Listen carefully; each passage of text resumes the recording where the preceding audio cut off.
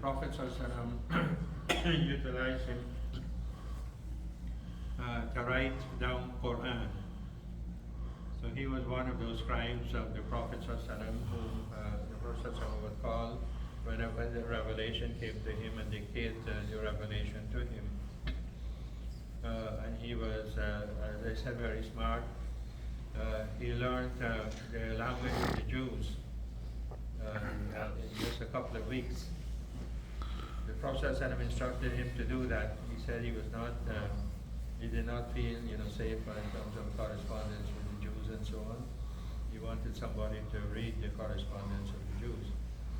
So Zayd ibn Thabit learned the language of the Jews in a very short space of time, and he was translating for the Prophet and writing the letters to the Jews and so on. So in this hadith he says, I heard Rasulullah sallallahu alayhi wa sallam saying, نَقَّرَ اللَّهُ إِمْرَأً سَمِعَ مِنَّا حَدِيثًا فَحَفِظَهُ حَتَّى يُبَلِّغَهُ فرب حامل فقه إلى من هو أفقه منه ورب حامل فقه ليس بفقيه.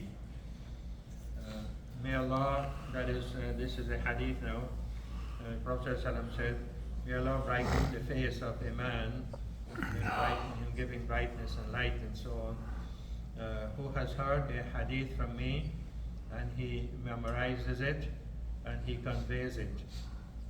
For the person who is carrying knowledge, he may be carrying it to somebody who is more knowledgeable than him. He might be carrying his knowledge to somebody who is more knowledgeable of him. And what does this all mean? So first of all, it is about paying keen attention to the hadith of the Prophet sallallahu alaihi wasallam, memorizing it if possible, trying your utmost to memorize the hadith of the Prophet sallallahu alaihi wasallam, and to, of course, understand the meaning of it, try to implement it, and all of those things follow also. And in addition to all of that, حَتَّى يُبَلِّغَ, and also conveying it to others, teaching it to others.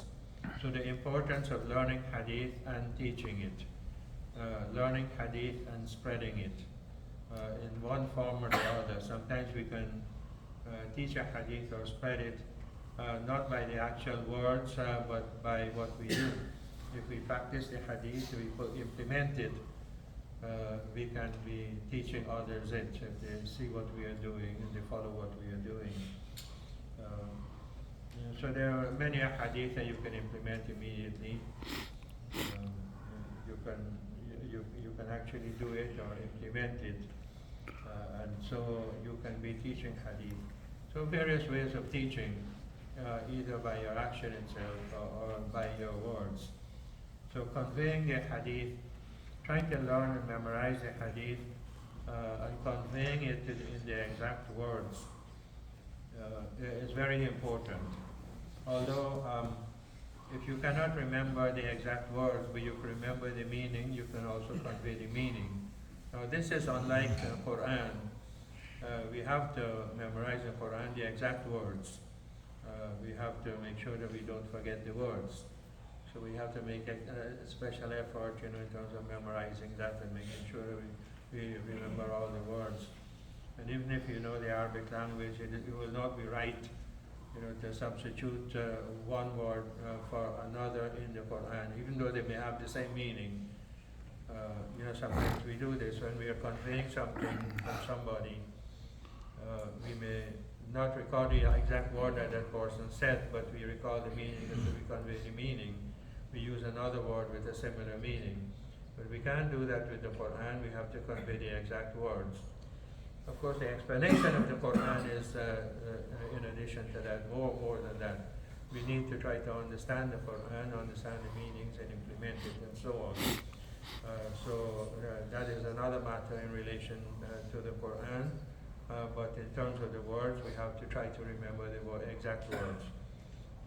And very often you find a hadith being transmitted with different words by the various Sahaba.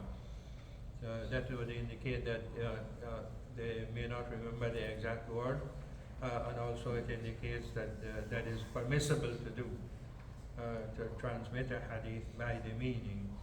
And there is, by the way, it's the study of hadith. It's a very big and deep study, very important study.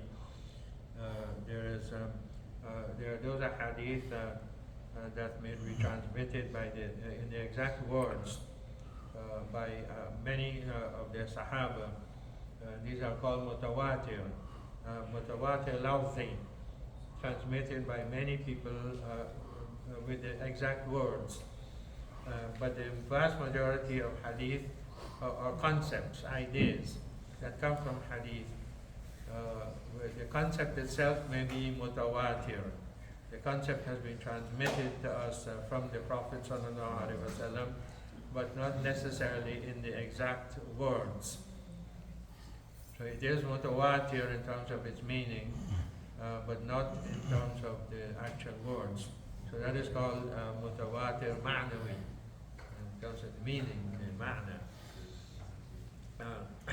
So there is all that study, and it's very important for us to be cognizant of all of that in our study and learning and memorizing of hadith and transmitting of hadith and so on.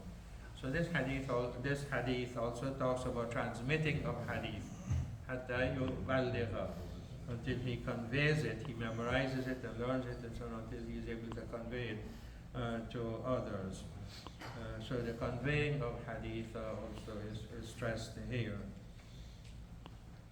And the Prophet ﷺ ends this statement here, this hadith, with this understanding that a person may be carrying knowledge, hamil fiqh. Knowledge, and fiqh here means knowledge, right? Deep knowledge, deep understanding. A person may be carrying that in his heart, right? He learned a hadith, he learns the meaning of it, he understands it, and so on, and he knows it. However, there are many people who carry knowledge, but they don't have a deep understanding of it. They have memorized it, but they don't have a deep understanding of it. So not all of us are of the same level of our intellects and so on. So not all of us will be able to understand something.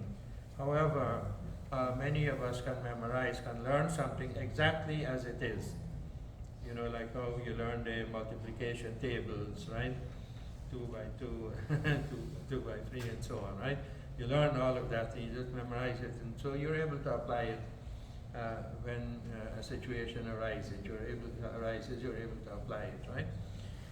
And then there are those who go deeper into those kind of mathematical studies and are able to derive much more from the multiplication tables than an ordinary person is able to do. And so you convey the hadith to someone, you have a basic understanding of it, and you convey it to others. It is possible that the person who is receiving it, this is what the hadith is saying.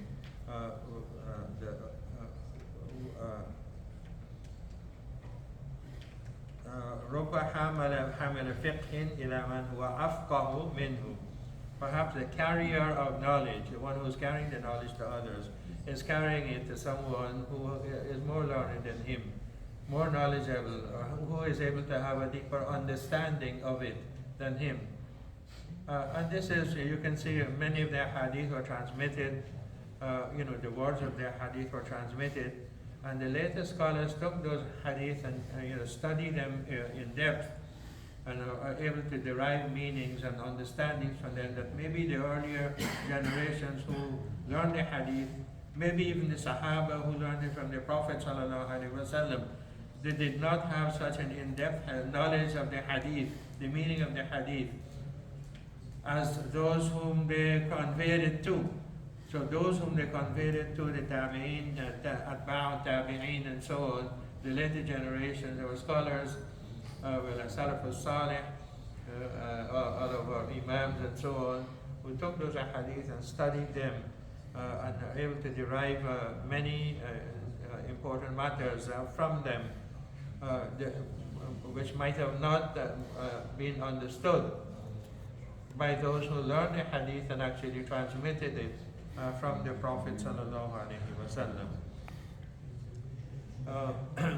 So this is the basic meaning of the hadith, and it is important for us to understand these concepts related to learning and transmitting hadith.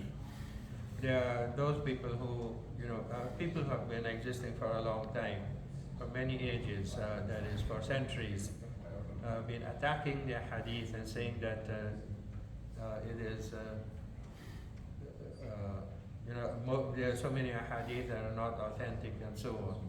And hadith that started to be transmitted or started to be written down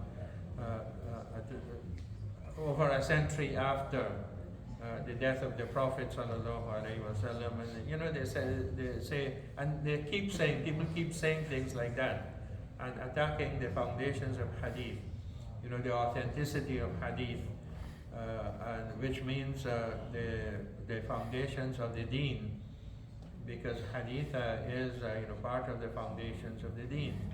We get a lot of our understanding of what Islam is, not just from the Quran, but from the Sunnah also, right? Hadith plays a very, very important role in conveying to us the teachings of Islam. And if we did not have sufficient trust in hadith, then a lot of our deen would be lost. We would be ignoring a lot of our deen. So this hadith stresses the importance of hadith. It is the part of that foundation that we need to have. We need to keep, we need to memorize, and we need to convey to others. And anybody coming up to us with this, accusation that hadith was not, recorded and so on until much later. How can people, keep things in their memory and record it over a century after it was said by the Prophet sallallahu alaihi wasallam? This hadith actually is one of the statements. There are many other statements of the Prophet sallallahu like this. One of the statements of the Prophet sallallahu that emphasizes the importance of hadith. When the Sahaba heard this, what do you think they would have done? Just think of yourself being in that position of one of the Sahaba, and you are hearing the Prophet sallallahu alaihi wasallam say this. May Allah subhanahu wa ta'ala give, brighten the face of such a person. May Allah subhanahu wa ta'ala give him light. May Allah subhanahu wa ta'ala give him guidance. Light, of course, is guidance, right? In this world, in this dunya, as well as the light in the hereafter that we all need, right? So light, may Allah subhanahu wa ta'ala give him light.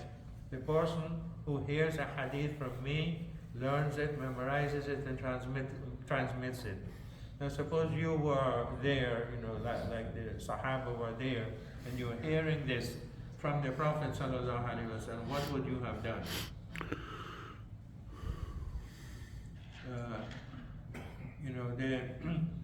The importance of everything that the Prophet sallallahu alaihi wasallam said was, very, very clear to the Sahaba. They would have immediately acted upon it, right? Immediately started to memorize hadith, pay more attention to hadith, learn it, and they were doing this, especially people like Abu Huraira and those who were in the what is called the Sufa. The back of the masjid, there was that place where people who did not have in their own homes and so on, and they were there. Abu Huraira was among them for a long period of time. When they heard hadith from the Prophet sallallahu alaihi wasallam and Quran, they would revise all of it at night, and when they were by themselves, right? Revise all of that, try to memorize and recite it to each other, and so on. They learned, they made special effort to learn, to memorize hadith, and to recall the hadith exactly as the Prophet sallallahu alaihi wasallam said.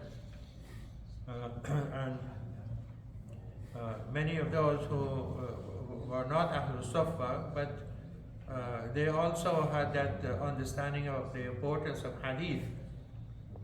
Any of the Sahaba would know that, would understand that here is the Prophet ﷺ teaching us something. It must be important, and that is why he is teaching it to us, right? That is why he is telling us it, right? And they were not negligent. They heard something and then they forgot about it. You know, as soon as you go away from here, and suddenly you'll forget a lot about what I said, right? They were not like that. They were listening keenly to the Prophet ﷺ because everything that he said was guidance, right?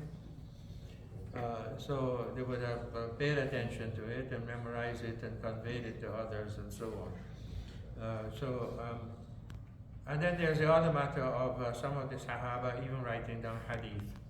So Hadith was not totally just memorized and passed on by memory. It was also written down.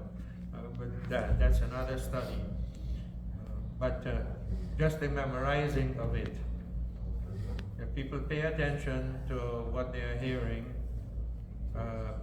there's a way that you can memorize and recall things. Very often we don't pay attention to what we are hearing, and so after a while we tend to forget it.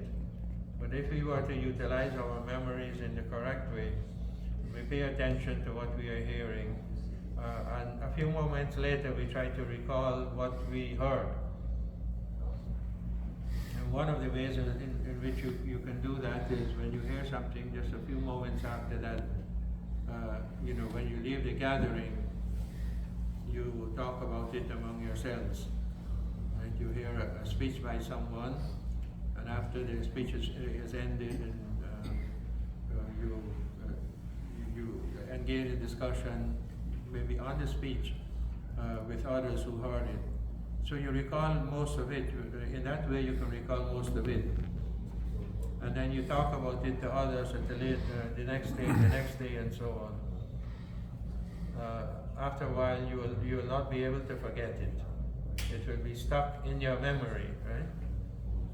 So this is how you learn. This is any knowledge is like this, right? This is how you learn it. You revise it the first day, you revise it the second day, and so on. And after that, it sticks in your mind. You will not forget it. So the Sahaba would have paid a lot of attention to the Hadith of the Prophet because of the statement and similar statements coming from the Prophet himself. And they would have studied it to mean that this was whatever they heard from the Prophet during the day, this was their lesson for the day.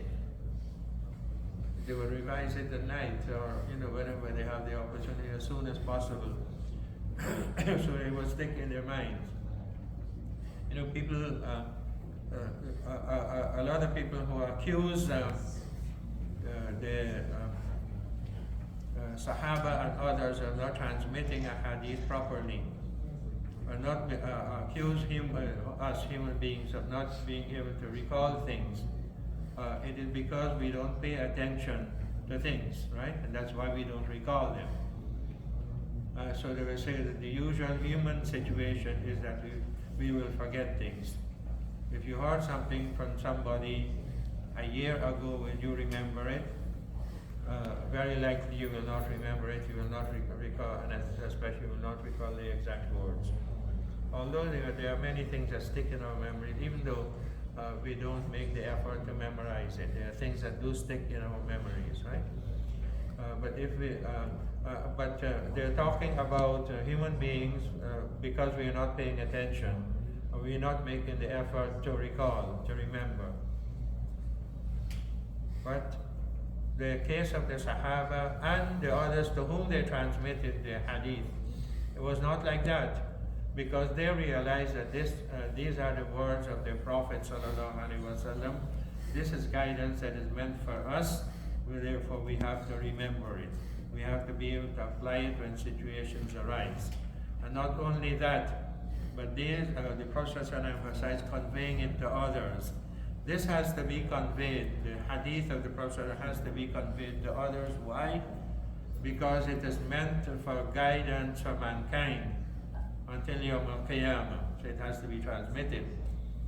So if they had that understanding, they were transmitting hadith. They were teaching the knowledge of the Prophet ﷺ to others, right? And this is what we are supposed to be doing, each and every one of us, in our own capacity, to whatever extent we can, conveying the knowledge that the Prophet ﷺ conveyed to them. They conveyed it because they thought it was important. Guidance that humanity needs until Yawm al-Qiyamah. So they were doing that. So, if after that people come to you and tell you that the people's memories are weak, how can they recall things years afterwards? Tell them that there is a way to do that. And if you consider something to be important, you will learn it, and you will be able to recall it exactly as you learned it many years afterwards. So, Jazakumullahu khair. Assalamu alaikum wa rahmatullah.